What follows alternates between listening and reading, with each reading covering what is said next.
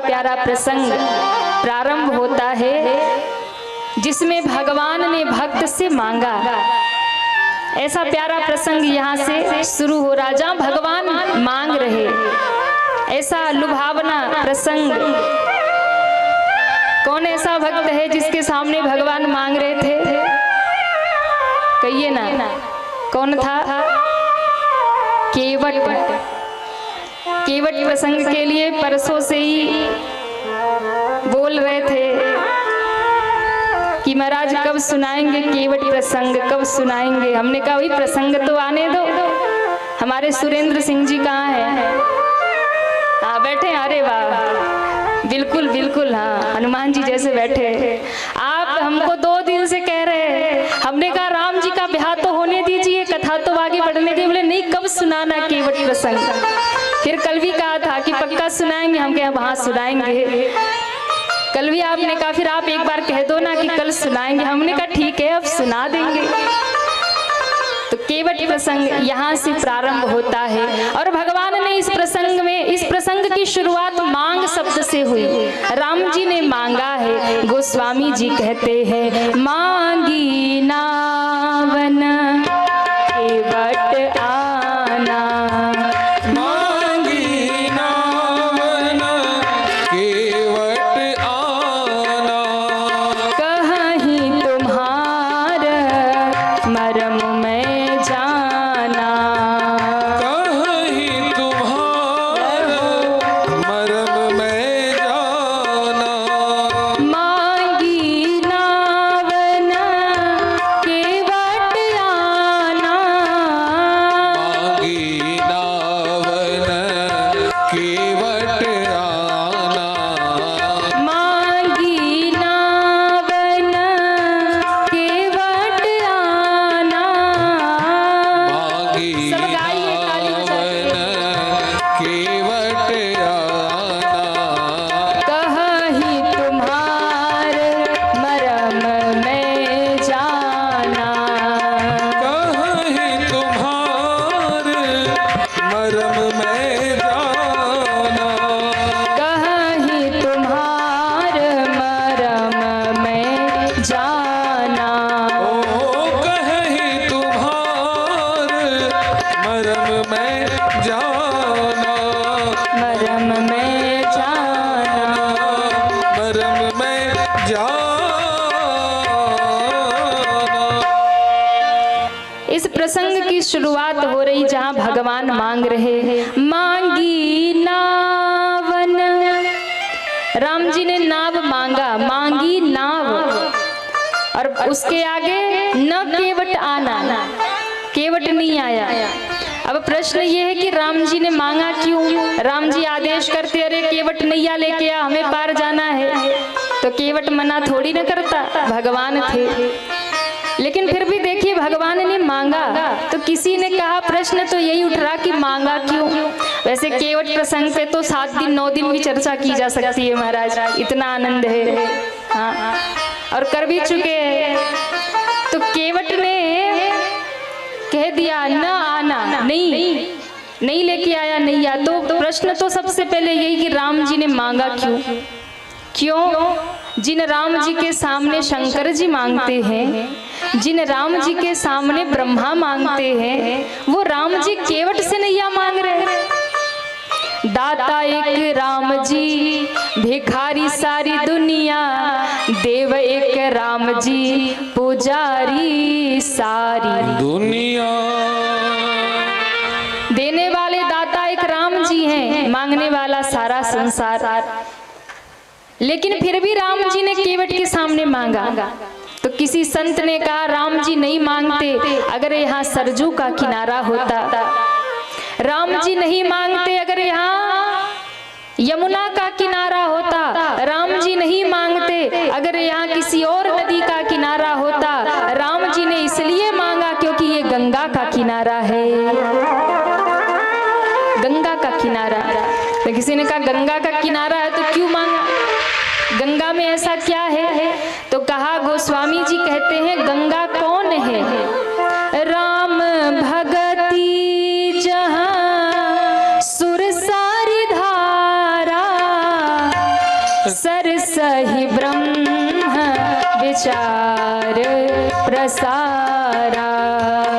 सरसहि ब्रह्म विचार प्रसारा। विचार प्रसारा। विचार प्रसारा। विचार प्रसारा। अब देखो गोस्वामी जी कहते गंगा जी कौन है, तो गंगा राम जी की भक्ति है। राम भगति जहाँ सुरसरी धारा। तो केवट कहाँ बैठा है, बोले केवट आज गंगा के तट पर बैठा है, यानी भक्ति के किनारे बैठा है। और जो भक्त भक्ति के घाट पर बैठा होता है, उस भक्त को भगवान से मांगने की जरूरत नहीं होती, उसके सामने तो भगवान मांगा करते हैं। इसलिए मांगी नाव न केवट आना। भगवान ने मांगा, केवट ने मना कर दिया, बोले नहीं आऊंगा। लक्ष्मण जी ने कहा अरे ओ केवट, तुम्हारी इतनी हिम्मत मत। राम जी खड़े हैं और कह रहे हैं कि नैया लेके आओ, तुम आते नहीं लेके। तुम्हारी इतनी हिम्मत मत, लेके आओ नैया। क्यों? राम जी की आज्ञा नहीं मानते? अरे राम जी की आज्ञा शंकर जी मानते हैं। राम जी ने कहा था विवाह कर लो, तो जाके विवाह कर लिया। केवट ने कहा ओ लक्ष्मण जी सुनो, आप कहते हो ना कि राम की आज्ञा शंकर मानते हैं, तो मानने दो शंकर को, मैं नहीं मानता। अरे शिव जी आज्ञा मानते, तू नहीं मानता। केवट ने कहा सुनो, गंगा शंकर जी के सिर से बहती है, तो शंकर जी मांगे। क्यों? गंगा कौन है? राम जी के चरणों से निकली है, और राम जी के चरणों से निकलने वाली गंगा शंकर जी के जटा से, मस्तक से बहती है।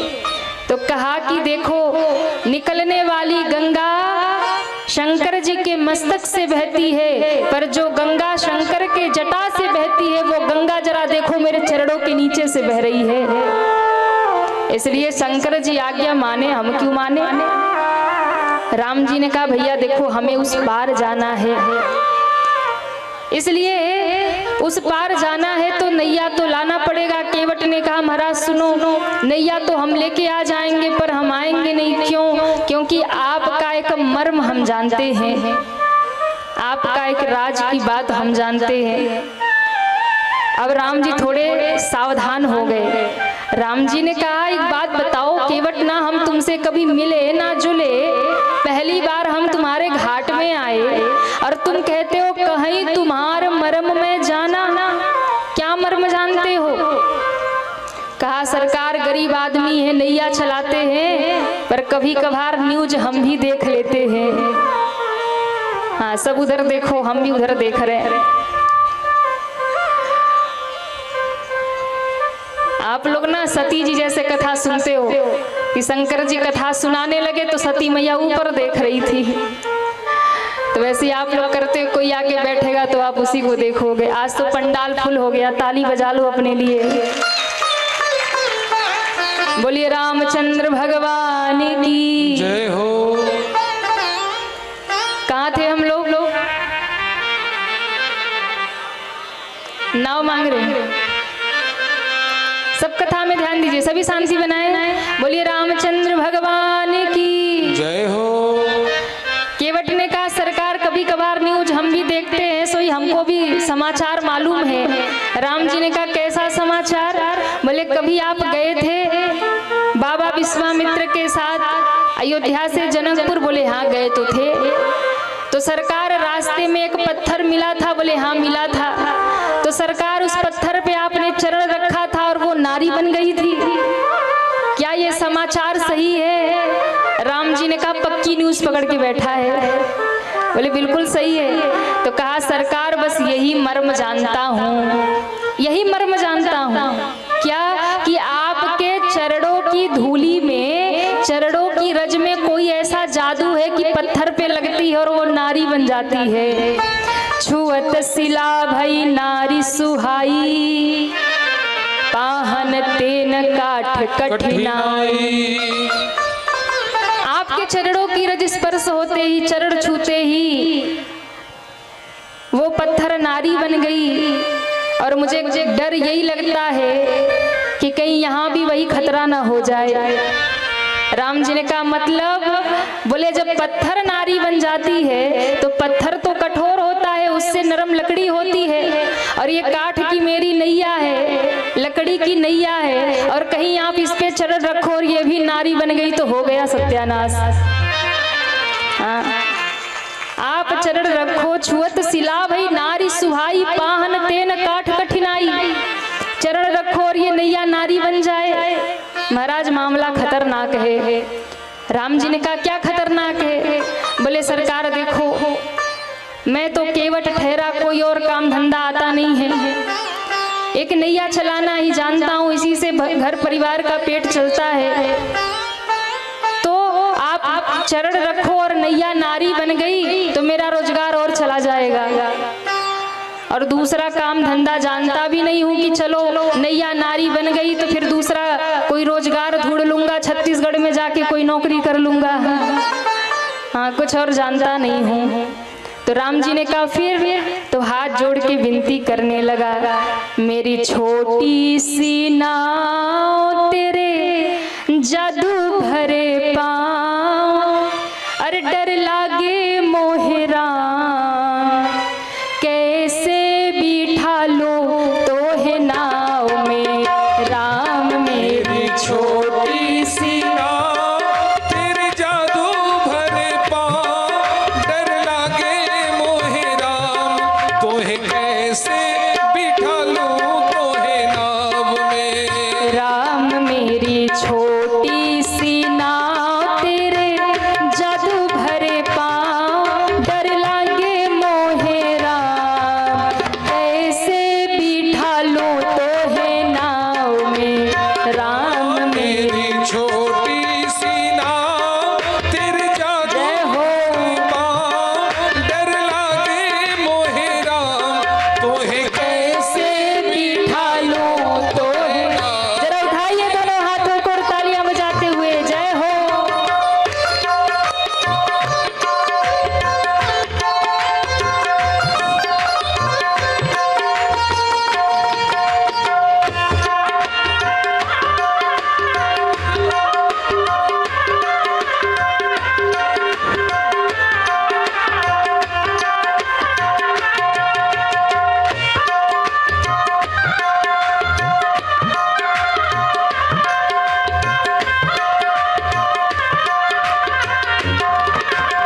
और केवट ने कहा सरकार खतरा बस उसी चरण के रज से है, और डर उसी से लग रहा है। क्यों?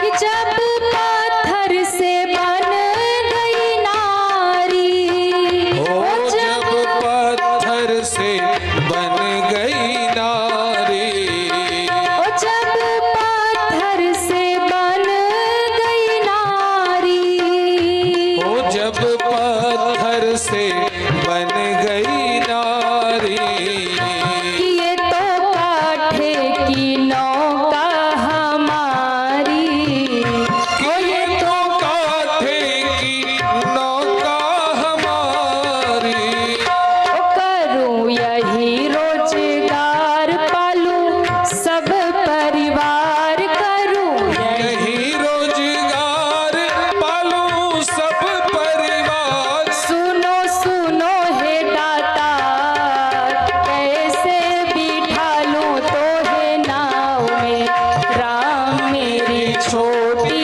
सी नाव तेरे जादू भर पाँव, डर लागे मोहे राम, कैसे बिठा लूं तोहे नाव में। राम मेरी छोटी सी नाव तेरे जादू भर पाँव, डर लागे मोहे राम, कैसे बिठा लूं तो है नाव में। राम मेरी छोटी सी नाव तेरे जादू भर पाँव, डर लागे मोहे राम, कैसे बिठा लूं तो है नाव में, कैसे बिठा लूं तो है नाव में, कैसे बिठा लूं तो है नाव में।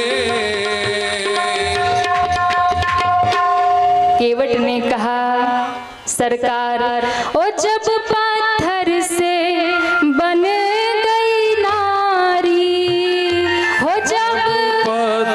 से बन गई नारी। सब लोग गाइए, सब लोग गाइए, उठाए पूरे हाथ। हो जब पत्थर से बन गई नारी, हो जब पत्थर से बन गई नारी। ये तो काठे की नौका हमारी, हो ये तो। और सरकार करूं यही रोजगार, पालूं सब परिवार, करूं पालूं कि सुनो सुनो है दाता कैसे। राम जी ने कहा अच्छा ये बात है? बोले हाँ।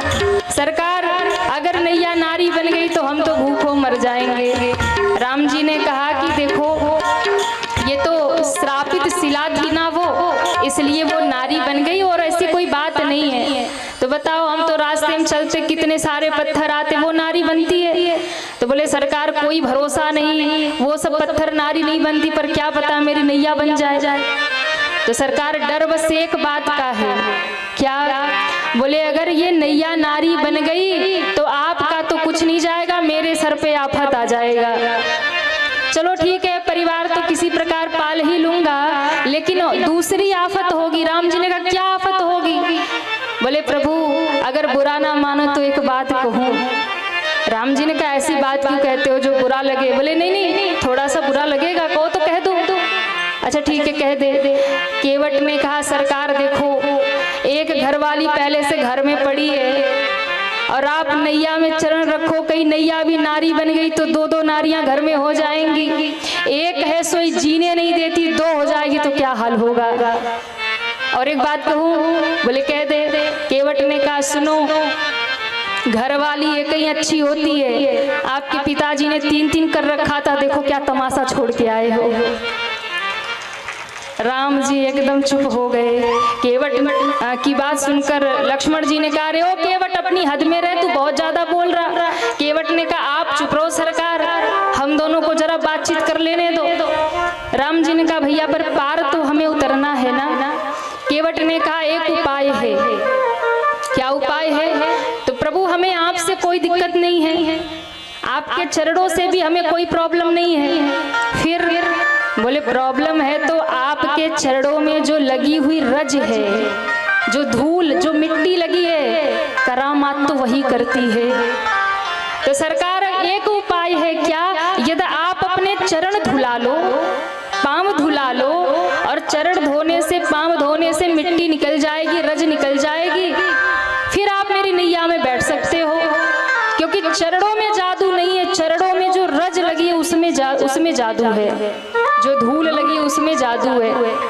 तो राम जी ने कहा करना क्या होगा? जो प्रभु पार अवश्य गाचहूं, तो पद पदुम पखारन कहूं। अगर आप पार जाना चाहते हैं ना तो मुझे आप अपना चरण पखारने के लिए कहो।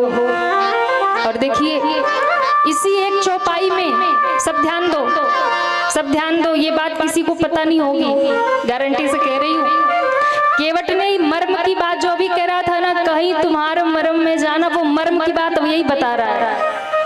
क्या बताया? जो प्रभु पार अवश्य गाचहूं, तो पद पदुम पखारन चाहूं। आप यदि पार जाना चाहते हैं तो एक काम करिए, तो पद पदुम पखारन कहूं। अपने पांव का जो पद्म है उसे पखारने के लिए, धोने के लिए कहिए। अब यहाँ मर्म की बात कर रहा। क्या मर्म की बात कहा? तो देखो भगवान के जो चरण होते हैं उन चरणों में 24 चिन्ह बने होते हैं। आपने किसी ग्रंथ में अगर भगवान के चरण देखे हों, बने होते हैं ना, पीछे कोई ग्रंथ में, रामचरितमानस में भी है, तो उस ग्रंथ में आप देखेंगे तो भगवान के चरण चिन्ह होते हैं, और उन चरणों में 24 चिन्ह बने होते हैं। उन 24 चिन्हों में मुख्य 4 होते हैं, शंख चक्र गदा और पद्म। 4 केवट यहाँ मर्म की बात बोल गया, सरकार मुझे आपके चरण नहीं धोने, फिर चरणों में बने 23 चिन्ह नहीं धोने, फिर आपके चरणों में जो 24 चिन्ह है उसमें भी जो 4 शंख चक्र गदा पद्म, उसमें से मुझे शंख नहीं धोना, चक्र नहीं धोना, गदा नहीं धोना, उसमें चौथा निशान जो पद्म यानी कमल के पुष्प का जो निशान बना, तो पद पदुम पखारन कहूं, आपके चरणों में जो बना हुआ कमल का पुष्प है बस वही पखारना चाहता हूं। ओहो, राम जी को लगा इतनी गहरी बात, मेरा मर्म ब्रह्मा नहीं जानते, शंकर नहीं जानते, लक्ष्मण हूं यह मर्म न जाना। ये लक्ष्मण तो जन्म से पीछे लगा पर ये भी मर्म नहीं जानता, पर ये कल का केवट इतनी गहरी बात कहां से समझ आया। तब राम जी ने केवट को पहचाना, ओहो ये केवट कोई साधारण नहीं है। आपको पता है केवट कौन है? पता है? वाह, जय हो। ये पूर्व जन्म में ना क्षीर सागर में रहने वाला कछुआ था, भगवान के दर्शन करता था। एक दिन मन में आया भगवान कितने सुंदर हैं, कितने प्यारे हैं, काश एक बार भगवान के चरण स्पर्श कर लेता, चरणों को देखता, भगवान के लाल लाल चरणों को देख के। एक दिन वो कछुआ चलते चलते चलते चलते चढ़ गया ऊपर शेष सैया पे। अब लक्ष्मी जी बैठी भगवान के चरण दबा रही, लक्ष्मी जी की दृष्टि गई, बोले अरे ये कछुआ कहाँ से आ गया। लक्ष्मी जी ने धक्का दे दिया, सही बेचारा नीचे गिर गया। फिर कछुए ने सोचा कि अब कुछ भी हो जाए चरण तो छू के ही रहूंगा, फिर पहुंच गया ऊपर। इतने में शेषनाग ने देख लिया, बोले ये कछुआ, पूंछ से धक्का देके नीचे गिरा दिया। अब तो रोज का यही नियम, कछुआ जैसे ही बेचारा चढ़ता चरणों के पास पहुंचने वाला होता, कभी लक्ष्मी जी धक्का दे दे, कभी शेषनाग धक्का दे दे। अब बेचारा परेशान, पर उसने छोड़ा नहीं नियम, रोज जाता। और एक दिन क्या हुआ कि देखते देखते शेषनाग को एक दिन क्रोध आ गया। शेष ने कहा ये कछुआ बड़ा परेशान करता है, न जाने कहां से रोज आ जाता है, भगवान की निद्रा में विघ्न करेगा, ऊपर चढ़ाता है। तो शेषनाग को क्रोध आया और मारी फुफकार, और ज्यों फुफकार मारी तुरंत गिर के मर गया बेचारा। अब कछुए की औकात क्या। और वही कछुआ आज केवट बन करके प्रकट हो गया। राम जी को देखते ही पहचान गया, ये तो वही है जो क्षीर सागर में शयन करते थे, ये तो वही है। अरे ये तो वही महालक्ष्मी है जो उनके चरणों में बैठी उनके चरण दबाती रहती हैं, उनके पाद संवाहन करती हैं। ये वही लक्ष्मी है, ये वही शेष है जो उनकी शैया बने बैठे रहते हैं। शांताकारं भुजंग शयनम। केवट ने सोचा ये अवसर हाथ से जाना नहीं चाहिए। केवट ने कहा सरकार, अब देखो राम जी का दर्शन करते पूर्व जन्म याद आ गया। कहता सरकार जो प्रभु पार अवश्य गा चहु, मोहि पद पदुम पखारन कहूं। राम जी ने कहा अच्छा ठीक है, पांव तो पखार लेगा, अच्छी बात है। पर उसके बाद केवट ने कहा कि सरकार आप बस एक बार आज्ञा करो कि मैं आपके चरण धो लूं और चरण धो करके पार कर दूंगा। पर यदि आपके मन में संकोच लगता है कि ये पार करेगा, कुछ उतराई मांगेगा, तो सरकार आप चिंता मत करो, हम जानते हैं आपकी माँ कैकेयी ने आपके पास कुछ छोड़ा नहीं है, कुछ छोड़ा नहीं है, सब उतरवा लिया है। इसलिए मैं आपको वचन देता हूँ, मैं आपको वचन देता हूँ कि आपको पार उतारूंगा, पर आपसे कोई उतराई नहीं मांगूंगा। तो भगवान ने कहा क्यों? केवट ने कहा मुझे पता है, इसलिए सरकार आपको भरोसा दिलाता हूँ। पद कमल धोई चढ़ाई नावन, नाथ उतराई चहो। कमल धोई चढ़ाई नावन, नाथ उतराई चहो। पद कमल धोई चढ़ाई नावन, नाथ उतराई चहो। पद कमल धोई चढ़ाई नावन, नाथ उतराई चहो। मोहे राम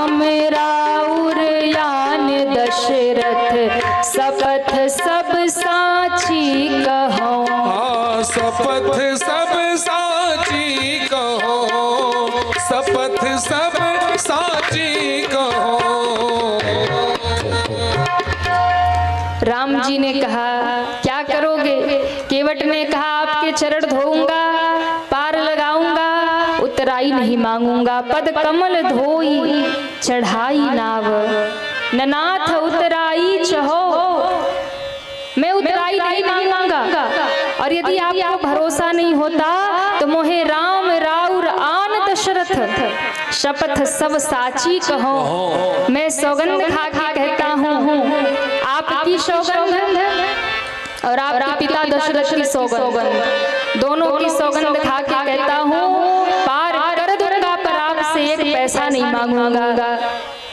और ज्यों कसम खाया तो महाराज उसी समय लक्ष्मण जी को बहुत गुस्सा आया। लक्ष्मण जी ने निकाला धनुष बाण और कहा रे ओ केवट, अभी मार दूंगा तुझे। तुम्हारी इतनी हिम्मत, राम जी की सौगंध, पिताजी की सौगंध, वहां तक पहुंच गया। कब से देख रहा हूं, प्रभु ने थोड़े प्रेम से बात कर लिया, तू सर पे चढ़ गया। केवट जोर जोर से हंसने लगा, बोले मारो, तीर मारोगे, मार दो। ये तो अच्छी नीति है, बड़ा भाई हाथ जोड़ के मांग रहा है और छोटा भाई राइफल दिखा रहा है। हाँ, अभी मार दूंगा। अच्छी नीति आप लोगों ने अपनाई, एक भाई हाथ जोड़ रहा और दूसरा राइफल दिखा रहा। राम जी ने कहा ऐसी बात नहीं है। केवट, लक्ष्मण जी ने कहा तूने पिता की सौगंध खाई, राम जी की सौगंध खाई। केवट हंस के कहता है सरकार बाण चलाना है तो चला दो, मेरा तो उद्धार हो जाएगा। क्यों? आप वही शेष अवतार है ना, एक फुसकार मारी थी सोई मर गया, सो कछुआ से केवट बन गया। मैं कछुआ से केवट बन गया, जीव से मनुष्य बन गया, और कहीं इस बार बाण मार दिया तो मनुष्य से महात्मा बन जाऊंगा, मेरा तो प्रमोशन हो जाएगा। इको कम करिए। श्री राधे श्री राधे श्री राधे राधे श्री राम श्री राधे राधे। देखो जम के बोलो जय श्री राम, धीरे से नहीं। अभी पूरे जम के नहीं, एक बार फिर से बोलिए रामचंद्र भगवान की। अभी बड़े खुले नहीं हो आप लोग, हाँ अभी बड़े बधे बधे से हो, पर 2-4 बार रामपुर में कथा सुनाने आएंगे तो शायद हाँ सब अच्छे हो जाओगे। बोलिए रामचंद्र भगवान की जय हो। तो कहाँ थे हम लोग? मेरा कनेक्शन कट जाता है, कुछ इधर उधर होता है तो, क्योंकि अपने पास कुछ नहीं है, वही से जो आता है सो आता है। कहाँ थे?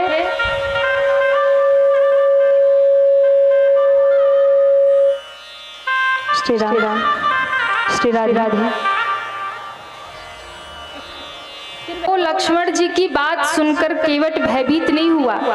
केवट ने कहा कि आप मारते हो तो मेरा प्रमोशन हो जाता है, एक बार मारे तो कछुआ से मनुष्य बन गया, इस बार बाण मारोगे तो फिर मनुष्य से महात्मा बन जाऊंगा। लक्ष्मण जी ने कहा अच्छा मैं काल हूं और काल को देखकर लोग भयभीत होते, पर ये इतना निडर क्यों खड़ा है, ये इतना निडर क्यों है? लक्ष्मण जी ने कहा कि तुम डरते नहीं हो, तुम्हें डर नहीं लगता, अभी बाण मारेंगे मर जाओगे। बोले ये फायदा तो होगा ना, क्यों? आप मारोगे बाण तो मेरा कितना सौभाग्य है, कहाँ मरूंगा जरा ये भी तो देखो, बाण लगते ही गंगा जी में गिरूंगा। मरते समय जिसके मुंह में गंगा जल तुलसी दल आ जाए तो उसे वैकुंठ मिल जाता है, यहाँ तो गंगा नदी ही बह रही, बाण लगते ही गंगा में गिरूंगा। और दूसरा सौभाग्य, मरते मरते राम जी का दर्शन करूंगा, राम और जानकी का दर्शन करके मरूंगा तो सीधा वैकुंठ में पहुंच जाऊंगा। मैं तो भवसागर से पार हो जाऊंगा, लेकिन हाँ मैं मर गया तो मेरे बिना आप गंगा पार नहीं हो पाओगे, यही खड़े के खड़े रह जाओगे। और दूसरी बात, घर वाले परिवार वाले सब रोते रोते आएंगे, खबर तो पहुंचेगी, और मेरी पत्नी मेरे बच्चे राम जी के चरणों में लिपट लिपट के रोएंगे, सरकार क्या अपराध था आपने मार दिया। तो मैं जानता हूँ राम जी बहुत दयालु हैं, मेरी अंतिम यात्रा में मेरे परिवार को सांत्वना देने के लिए शामिल होंगे। और अंतिम यात्रा में शामिल होंगे तो 13 दिन तो मेरे गांव में रुकना ही पड़ेगा। मैं तो मरूंगा पर मेरे अंतिम यात्रा में राम जी सम्मिलित होंगे, मैं तर जाऊंगा और 13 दिन रुकेंगे तो दर्शन करके मेरा पूरा गांव भवसागर से पार उतर जाएगा। लक्ष्मण जी ने कहा, हे भगवान, एक बाण मारू और इतनी बड़ी आफत।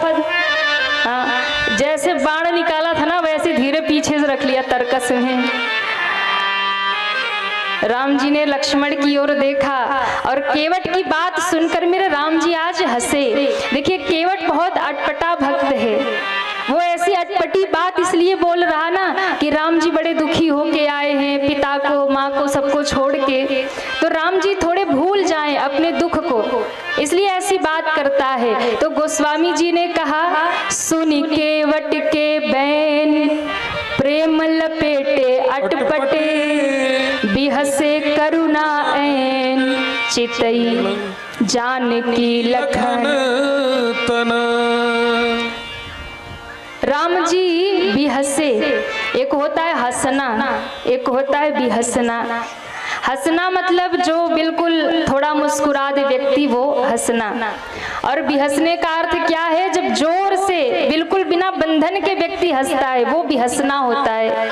तो राम जी जोर से हंसे। सुनी केवट के बैन प्रेम लपेटे अटपटे, बिहसे करुणाए।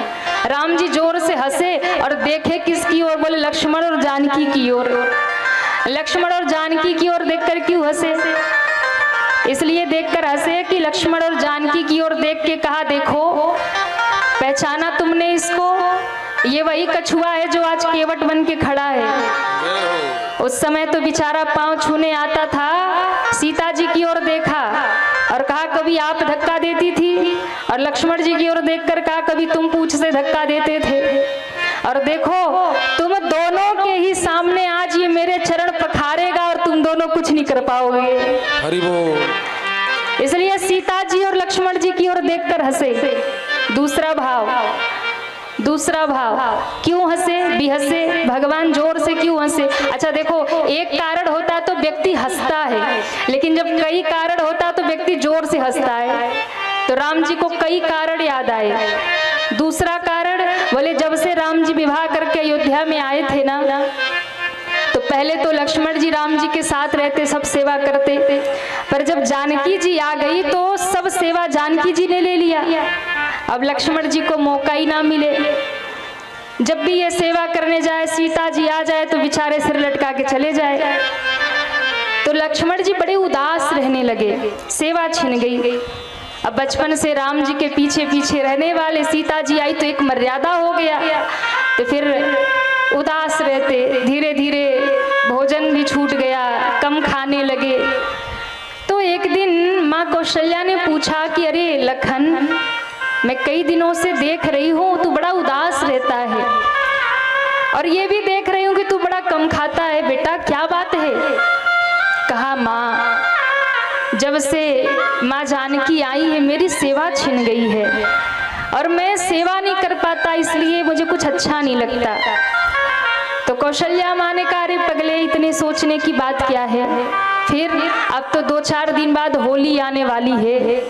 अवध की परंपरा है कि जो भाभी होती है ना, वो छोटे देवर को जो भी वो मांगता है मुंह मांगा देती है।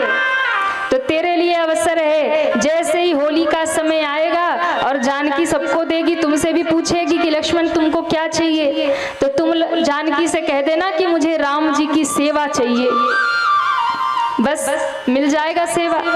लक्ष्मण जी बड़े खुश हुए, माँ के चरणों से लिपट गए। वाह वाह, क्या बढ़िया बात बताई माँ। अब तो लक्ष्मण जी दिन गिनने लगे, होली कब आए, होली कब आए। होली आई, शाम का समय, जानकी जी बैठी, भरत जी को कहा भैया क्या चाहिए, शत्रुघ्न भैया को क्या चाहिए, सबने कुछ न कुछ मांगा, माँ ने दिया। लक्ष्मण जी सबसे पीछे खड़े और खुश हो रहे। जानकी जी ने कहा, अरे लक्ष्मण भैया आपने कुछ नहीं मांगा, आपको क्या चाहिए? लक्ष्मण जी ने कहा, अब मौका मिल गया। कहा, माता जी हमें तो बस एक ही काम दे दो। क्या? बोले राम जी की सेवा जो आप करती हो वो सेवा मुझे दे दो। इतना सुनते ही जानकी जी बेहोश होकर धरती पे गिर गई। लक्ष्मण जी घबराए कि क्या हो गया, दौड़े दौड़े माँ को बुला लाए। मामा देखो क्या हो गया, सब इकट्ठे हो गए, गुरु जी आ गए, दशरथ जी आ गए। अब सब लक्ष्मण जी को डांटे सुई डांटे, अरे तूने ऐसा क्या मांगा, जानकी मूर्छित हो गई, क्या तूने कह दिया। कौशल्या माँ समझ रही थी। माँ कौशल्या ने लक्ष्मण को पीछे बुलाया और कहा एक बात बता, क्या कह दिया तूने। माँ आपने जो सिखाया था वही कहा। मैंने कहा कि माँ आज से राम की सेवा मुझे मिल जाए। माँ ने कहा कि अरे पागल, जानकी का भी तो अधिकार है और तूने सारी सेवा छीन ली, अब जानकी ऐसे नहीं उठेगी। फिर शास्त्र ये कहता है कि जहाँ पूरा जा रहा हो आधा बचे तो बचा लेना चाहिए। तो जानकी के कान में जाके धीरे से कहो कि माँ पूरी सेवा नहीं, आधी आपकी और आधी हमारी। आहा, लक्ष्मण जी दौड़े दौड़े आए और जानकी जी के कान में कहा माँ हमें पूरी सेवा नहीं चाहिए, आधी आप कर लेना, आधी हम कर लेंगे, दोनों बंटवारा कर लेते हैं। अब तो राम और सीता, लक्ष्मण और सीता जी का बंटवारा हो गया सेवा का। आधी सेवा लक्ष्मण जी करे, आधी सेवा जानकी जी करे। एक चरण लक्ष्मण जी दबाए तो दूसरा जानकी जी, सेवा का बंटवारा। राम जी ने आज मानो उस घटना को भी याद करके सीता और लक्ष्मण की ओर देखा और उस घटना को याद करके कहा, याद करो वो घटना जब तुम दोनों सेवा आपस में आधा आधा बांट के रखे थे। और देखो आज ये ऐसा भगत मिला है केवट, तुम दोनों के ही सामने मेरे दोनों चरण पखारेगा और तुम दोनों कुछ नहीं कर पाओगे। पूरी सेवा अकेले करेगा, तुम कुछ नहीं कर पाओगे। आवाज बढ़ा दीजिए, थोड़ा सा बढ़ा दीजिए। कहाँ गए भैया, उनको बुलाइए। केवट को कहा कि भैया जो भी करना है जल्दी करो, विलंब हो रहा हो तो विलंब उतार ही पार उतारो, जो करना है जल्दी करो। केवट ने कहा ठीक है सरकार, फिर तो मैं जल लाता हूँ, चरण धो लेता हूँ, क्योंकि बिना चरण धोए तो नैया में बिठाने वाला नहीं हूँ। और इतना कह करके केवट दौड़ा अपने गांव की ओर। लक्ष्मण जी ने कहा अरे ओ केवट रुक रुक रुक रुक। उसने कहा क्या हुआ। बोले गंगा जी इधर है, राम जी इधर है, तू भाग गांव की ओर रहा, इधर भाग रहा, कहाँ जा रहा। तो केवट ने कहा सरकार हम भले ही पढ़े लिखे नहीं है, हम अनपढ़ गवार है, नैया चलाते हैं, पर कभी कभार रामपुर में सत्संग सुनने हम भी जाते हैं। और कथा सुन के मुझे ये पता है कि कोई भी धर्म का काम करना हो तो अकेले नहीं करना चाहिए, मुन्नू की मम्मी साथ होनी चाहिए। हाँ, बिना धर्म पत्नी के धर्म का काम नहीं करना चाहिए। घर जाऊंगा, घरवाली को लाऊंगा, बच्चों को लाऊंगा, सबको लेकर के तब राम जी के चरण पखारूंगा। अरे कितने भाग्य से ये दिन मिले हैं मुझे। लक्ष्मण जी ने सर पे हाथ रखा, हे भगवान हो गया कल्याण, प्रभु और चढ़ाओ इस मूर्ख को सर पे। राम जी ने कहा हुआ क्या। अरे घर जाएगा, पत्नी को लाएगा, बच्चों को लाएगा, और पत्नी घर में होगी तो मिलेगी ना, कहीं पड़ोसन के घर बैठी गप्पे मार रही होगी। खड़े रहो 4 घंटे इसी घाट पे। राम जी ने कहा देखो भगत के पाले पड़े तो खड़े रहना पड़ेगा, चुपचाप खड़े रहो।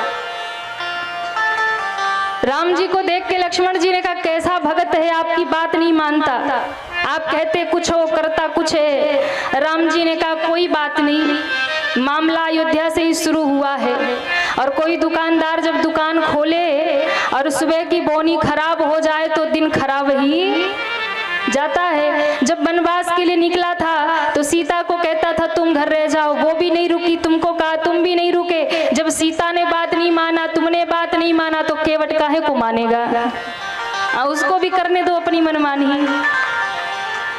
अब महाराज घर गया, पत्नी को कहता है चलो भाग्य जगे हमारे। पत्नी ने कहा क्या हो गया, क्यों चिल्ला रहे हो। अरे सुनो, आज हमारी कुटिया के भाग जग गए, हमारे द्वार राम आ गए हैं, कि मेरी झोपड़ी के भाग आज खुल जाएंगे, राम आएंगे।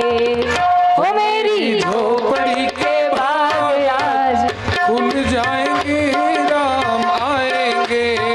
ओ मेरी कुटिया के भाग आज खुल जाएंगे, राम आएंगे। हो मेरी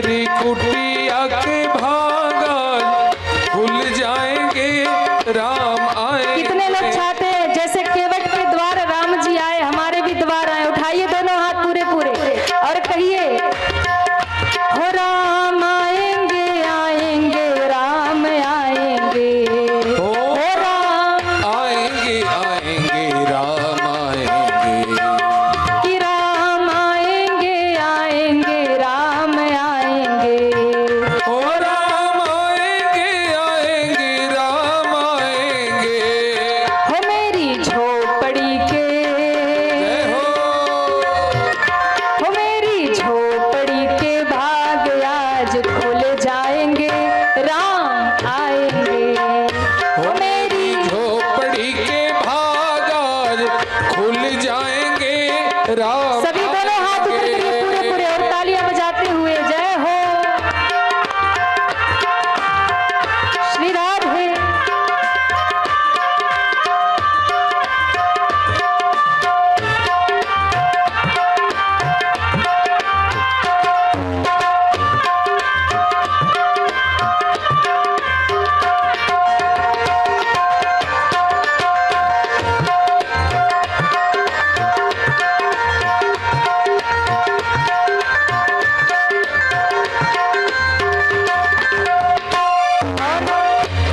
अगर किसी के पांव थिरक रहे हो तो खड़े भी हो सकते हैं।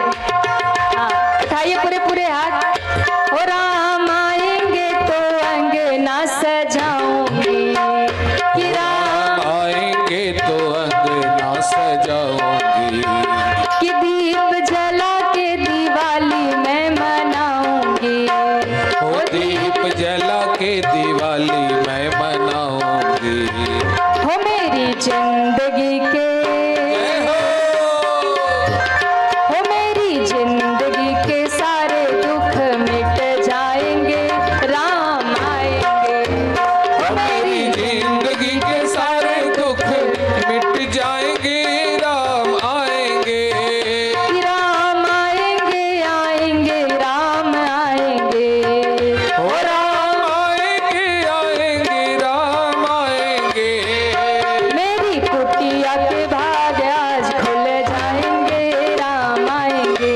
ओ मेरी कुटिया के भाग आज खुल जाएंगे राम आएंगे हो मेरी झोपड़ी के भाग आज खुल जाएंगे राम आएंगे।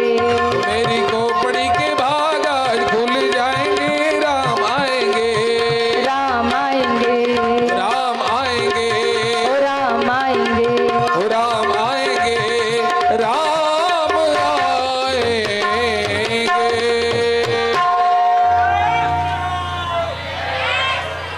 कि राम आएंगे आएंगे राम आएंगे। हो राम आएंगे आएंगे राम ऐसे नहीं, आएंगे। इधर जो बैठे और जो प्रेम से बुला रहे ना और जो प्रेम से बुला रहे ना उन्हीं के घर आएंगे। जो ताली नहीं बजा रहे जो नहीं गा रहे उनके घर नहीं जाएंगे।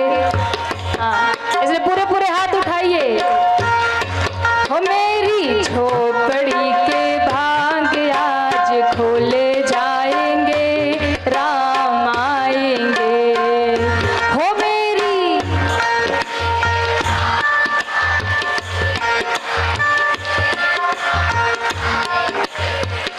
कि राम आएंगे आएंगे राम आएंगे। हो राम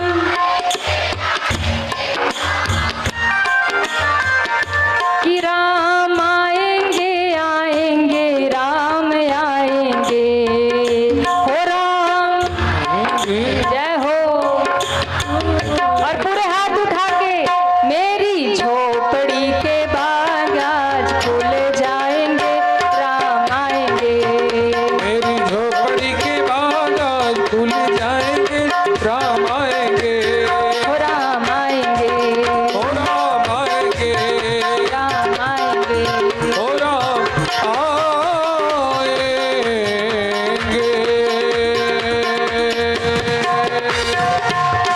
बोलिए रामचंद्र भगवान की जय हो।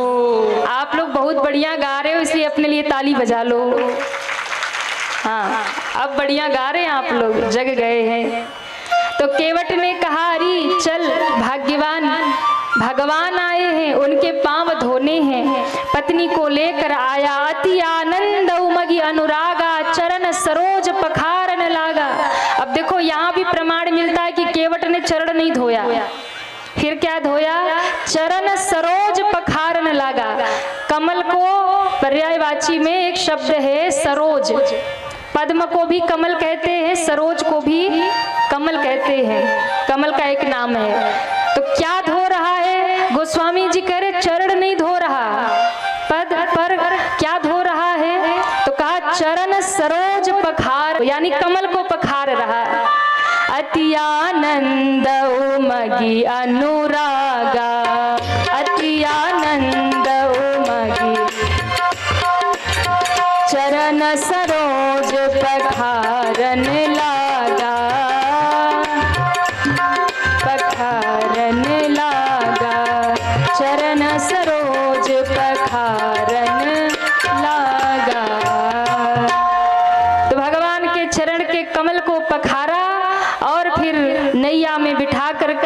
भगवान को लेकर चला। बीच मझधार में नैया जब पहुंची तो कहते हैं गंगा ने देखा ये तो वही भगवान हैं जिनके चरणों से मैं निकल कर आई हूँ। तो गंगा लंबी लंबी उछाले भर रही है, गंगा जी में उछाले आ रही है। भगवान के चरण धोने के लिए गंगा मैया बढ़ी जा रही। केवट की नैया डगमग करने लगी और केवट ने क्या किया, पतवार छोड़ के ऐसे बैठ गया। अब नैया डगमगाए से राम जी ऐसे ऐसे हिले। राम जी ने, लक्ष्मण जी ने कहा भैया ये तो बदला लेके रहेगा, देखो खुद तो डूबेगा नहीं, हमें डुबाएगा। खुद तो तैरने आता होगा, तैर के चला जाएगा। इससे कहिए ना नैया ठीक से चलाए। राम जी ने कहा अरे केवट क्या कर रहा, नैया ठीक से चला। केवट ने कहा नहीं नहीं सरकार, अब नैया क्यों चलाना, अब तो हम आराम से बैठेंगे। राम जी ने कहा पागल हो गया, नैया डूब जाएगी, हम डूब जाएंगे। केवट ने कहा सरकार गारंटी है आज मेरी नैया डूबने वाली नहीं है, आज नहीं डूबेगी। क्यों नहीं डूबेगी? कहा देखो सरकार ये नैया आज कुछ हो जाए डूबने वाली नहीं है, गंगा जी में सुनामी आ जाए, बाढ़ आ जाए, डूबेगी नहीं। राम जी ने कहा क्यों नहीं डूबेगी? तो कहा जिसकी नैया में भव सागर के नैया को पार लगाने वाला बैठा हो उसकी नैया आज कैसे डूबेगी। हाँ, आज तो गंगा जी भी नहीं डुबाएंगी, पर केवट संभाल नैया, भैया डूब जाएंगे। केवट ने कहा तो गंगा जी से प्रार्थना करते हैं। तो केवट ने गंगा जी की ओर देखा और कहा शांत हो जाओ मैया, आज मेरी नैया में राम लक्ष्मण बैठे हैं, सीता राम बैठे हैं। और केवट गंगा माँ से प्रार्थना करने लगा, हो मेरी नैया में। आप लोग भी प्रार्थना करिए गंगा मैया से। कितने लोग चाहते हैं राम जी पार उतर जाए? देखो केवट ने तो फंसा दिया है राम जी को बीच में, तो आप लोग चाहते हैं कि नहीं पार उतर जाए? चाहते हैं? तो आप लोग भी विनय करिए गंगा मैया से, बोले गंगा मैया की जय हो मेरी नैया में, कि मेरी नैया में सीता राम, गंगा मैया धीरे बहो।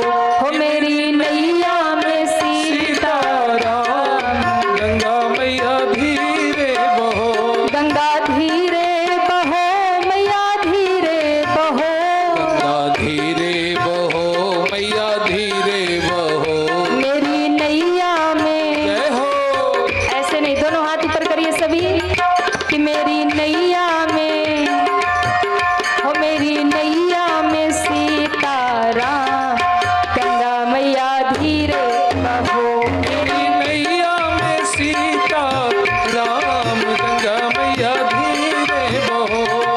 जय हो।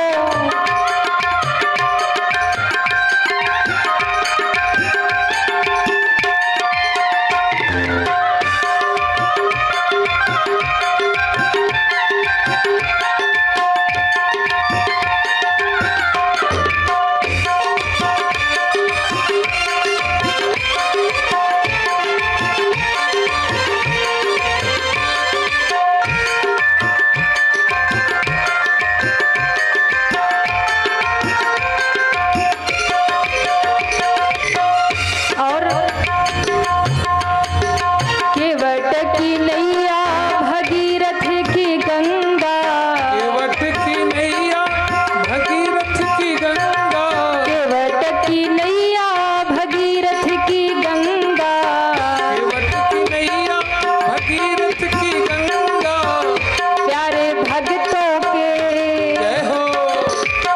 ओ सब भक्तों के सीता राम, गंगा मैया धीरे बहो। सब भक्तों के सीता राम, गंगा मैया धीरे बहो।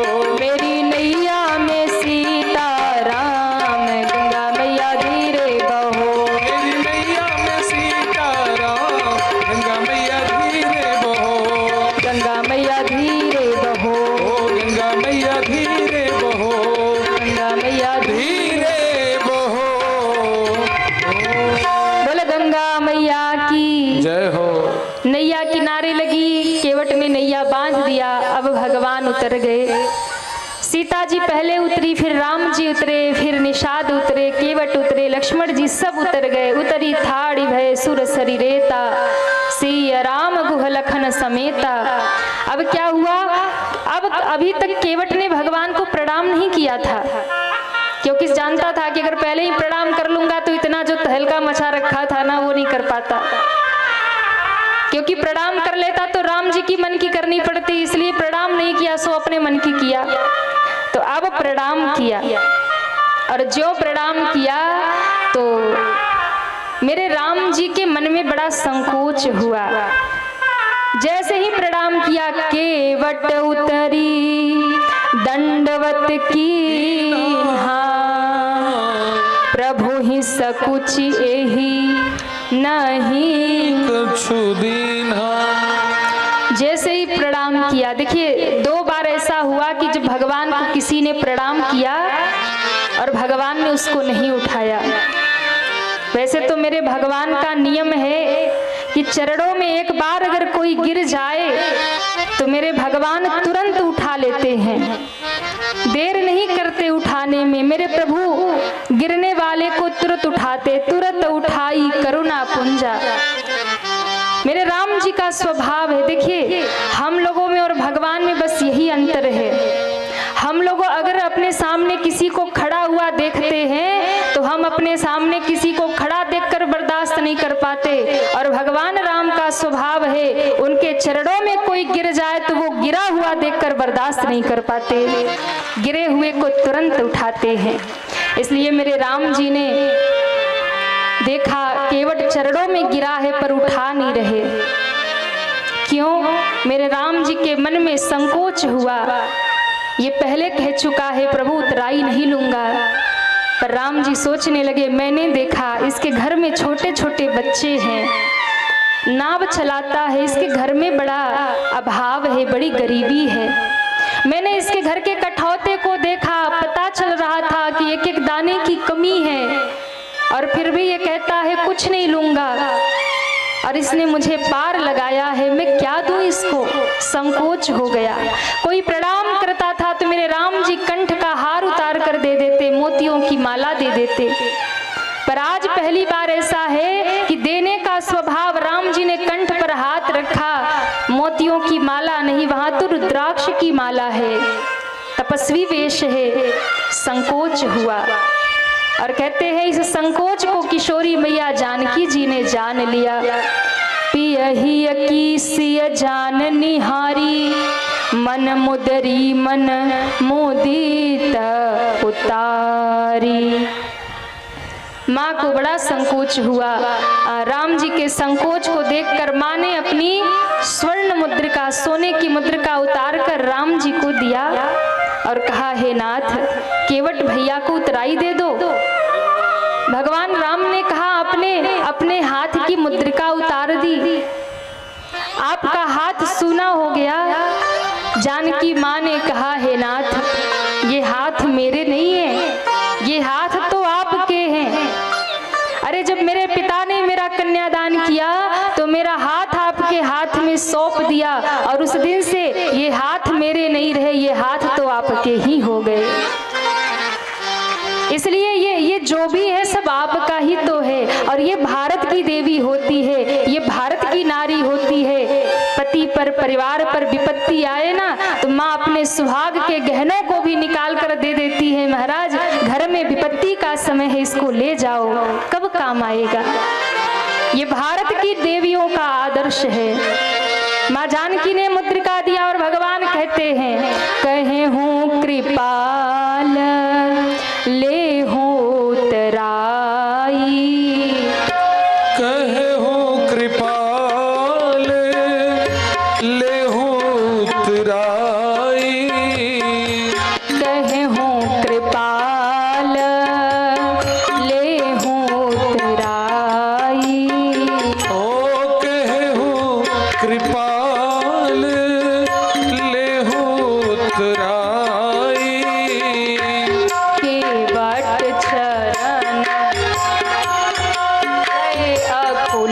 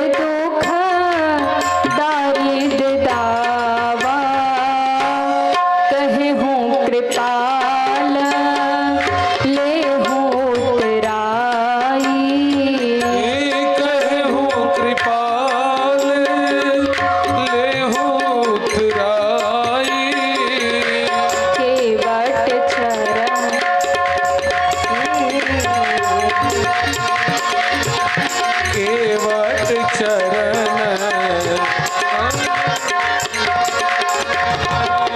गए अकुलाई। केवट चरण गए अकुलाई। बाबा कहते हैं ज्यों केवट ने प्रणाम किया, भगवान ने कहा उठो केवट, ये उतराई ले लो। और इतना सुनते ही केवट व्याकुल हो गया। इतना व्याकुल हुआ केवट, भगवान के चरण पकड़ लिया और कहता है प्रभु मैं पढ़ा लिखा नहीं हूँ, गरीब हूँ, लेकिन भारत में जन्मा हूँ, भारत का संस्कार मेरे भीतर है। और आपने जो मुस्कुरा करके देखा था जानकी जी की ओर, उन्हें भी तो आपने यही संकेत किया था ना, मैं तो समझ रहा था। आपने उन्हें तो यही संकेत किया था कि देवी देखो, तुम्हारे पिता ने मेरे एक चरण का अंगूठा धोया था ना, तुम जैसी कन्या मुझे समर्पित कर दी धन धान्य सहित। पर आज देखो ये केवट फ्री में मेरे दोनों चरण पखारेगा, 1 रुपया नहीं, 1 रुपया इसको देना नहीं पड़ेगा, फ्री में मेरे चरण धोएगा और बदले में कुछ नहीं देगा। इसलिए आज केवट उस बात को याद करता है और कहता है हे प्रभु आपने वही संकेत किया था ना। राम जी मुस्कुराए, तुम्हें कैसे पता? बोले मैं तो सब जानता हूँ। इसलिए आपने संकेत किया था कि जानकी तुम्हारे सामने ये मेरे दोनों चरण धोएगा, लेगा देगा कुछ नहीं। लेकिन मैं एक बार यदि वचन दे दिया कि कुछ नहीं लूंगा, तो आपने ये कैसे सोच लिया? महाराज जनक ने आपके चरण का एक अंगूठा धोया था, सीता जैसी कन्या आपको दे दी, मैंने आपके दोनों चरण धोए हैं। और उसके बाद यदि जानकी के गहने उतरवा लूं तो मेरे जैसा दुर्भाग्यपूर्ण और कौन होगा? मेरे जैसा कौन होगा अभागा? एक जानकी जी के गहने को उतरवा लो।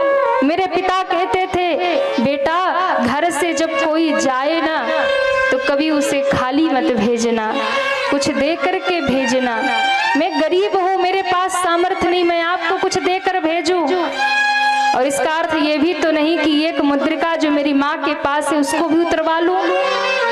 और आप देने की बात कहते हो तो नाथ आज मैं काहन पावा, आज मैंने क्या नहीं पा लिया, मुझे क्या नहीं मिल गया।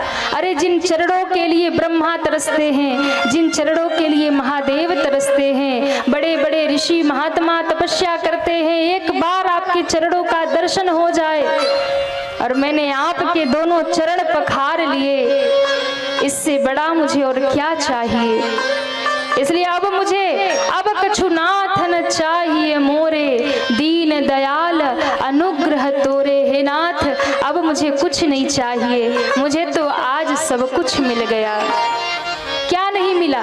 लक्ष्मण जी बोल पड़े अरे केवट रख ले, मुझे पता है मन मन भावे मूड हिलावे, मन मन में तो चल रहा मिल जाए, ऊपर से कह रहा सोने की ये रख ले। केवट रो पड़ा और कहा लक्ष्मण जी अब एक शब्द और मत कहना, मेरी बाड़ी आपके बाण जैसी नहीं है। आपने बाण निकाला था मार दूंगा, पर बिना मारे वापस रख लिया, पर मेरी बाड़ी आपके बाण जैसी नहीं है। एक बार यदि मैंने कह दिया नहीं लूंगा, मैंने दशरथ जी की सौगंध खाई, राम जी की सौगंध खाई है, मेरा ईमान इतना बड़ा है मर जाऊंगा पर कुछ स्वीकार नहीं करूंगा। अब केवट भगवान के चरणों को कस के पकड़ लिया। देखो भगवान के चरणों में गिरा और भगवान उठा भी नहीं रहे हैं, उठा भी नहीं रहे हैं, क्योंकि राम जी को लगता मैं इसका रीढ़ी हो गया, रेडी हो गया। पर मेरे राम का स्वभाव है कोई झुके तो भगवान उसे गिरे रहने नहीं देते, उठा लेते हैं। दुनिया का ये नियम होता है, आप गिर जाओगे तो दुनिया और गिराती है, संसार और गिराता है। पर मेरे ठाकुर का नियम है वो गिरों को ही उठाकर हृदय से लगा लिया करते हैं। आज एक बड़ी प्यारी बात कही मैंने पढ़ी, एक बड़ी प्यारी बात कही लिखी थी कि जो जो न पूरा हो उसे अरमान कहते हैं, जो न पूरा हो उसे अरमान कहते हैं। जो कभी पूरा नहीं होता, एक अरमान पूरा हो जाए तो दूसरा शुरू हो जाता है ना, ये और हो जाता, ये तो हो गया, ये और हो जाता। जो न पूरा हो उसे अरमान कहते हैं, जो ना बदले उसे ईमान कहते हैं। जो बदल जाए वो ईमान कैसा, जो ना बदले उसे ईमान कहते हैं। जिंदगी प्यासे ही भले बीत जाए, पर जो झुकता नहीं उसे इंसान कहते हैं। इतना खतरनाक होता है इंसान, झुकता नहीं है, मर जाता है। और अगर कोई गिरा है तो उसे और गिरा देता है। केवट ने कहा, सरकार आप तो बस एक कृपा करो, क्या आपकी और हमारी बिरादरी एक है, आप और हम तो एक ही जाति के हैं। लक्ष्मण जी को दोबारा गुस्सा आ गया, केवट अब अधिक हो गया, तुम केवट हो, हम क्षत्रिय हैं, हमारी तुम्हारी बिरादरी एक कैसे। केवट ने कहा, लक्ष्मण भैया आप शांत रहिए, मैं वो भी बताता हूँ। केवट ने कहा, राम जी देखो हम दोनों का काम एक है। जैसे दुकानदारी करने वाला दुकानदार कहा जाता है, व्यापार करने वाला व्यापारी कहा जाता है, वैसे पार लगाने वाला, बाल काटने वाला नाई कहा जाता है। काम जन्म से जाति, कर्म से जाति होती है, जन्म से नहीं होती है। व्यापार करने वाला व्यापारी होता है, उसी प्रकार से पार लगाना इनका भी काम है, पार लगाना मेरा भी काम है। व्यापारी तो व्यापारी होता है, छोटा हो या बड़ा हो, अंतर इतना है, किसी का बड़ा शोरूम होता है, किसी की छोटी दुकान होती है। सरकार पार ये भी करते हैं, पार हम भी करते हैं, अंतर इतना है कि मैं गंगा से पार करता हूँ, ये भवसागर से पार करते हैं। इसलिए सरकार हम दोनों का काम है पार करना। राम जी ने कहा, वो तो ठीक है, पर उतराई ले लो। नाई से ना नाई लेत, धोबी से ना धोबी लेत, देके उतराई प्रभु जात ना बिगाड़िए। क्यों देना चाहते हो? और अगर इतना ही मन में देने का भाव है ना, तो सुनो, क्या आप आए मेरे घाट, मैंने पार है कियो।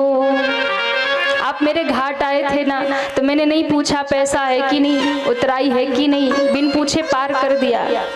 आप आए मेरे घाट, मैंने पार है कियो, जब आऊंगा तुम्हारे घाट, पार मोहे उतारी हो।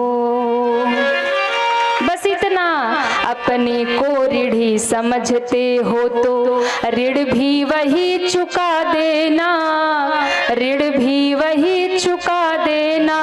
गंगा से पार किया मैंने, मुझे भव से पार लगा देना। गंगा से पार किया मैंने, मुझे भव से पार लगा देना। अपने को ऋणी समझते हो तो ऋण भी वही चुका देना, ऋण भी वही चुका देना, ऋण भी वही चुका देना, और ऋण भी वही चुका देना।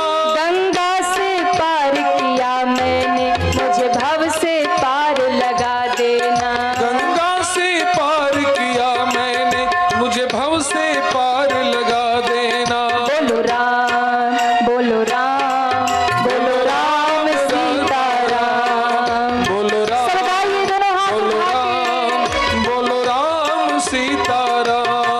गंगा से पार किया मैंने, मुझे भव से पार लगा देना। गंगा से पार किया मैंने, मुझे भव से पार लगा देना। मुझे भव से पार लगा देना। मुझे भव से पार लगा देना। बोलो राम, बोलो राम, बोलो राम सीताराम। बोलो राम, बोलो राम, बोलो राम सिया राम। बोलो राम सीताराम। ओ बोलो राम सीताराम। बोलो राम सीताराम। ओ बोलो राम सीताराम।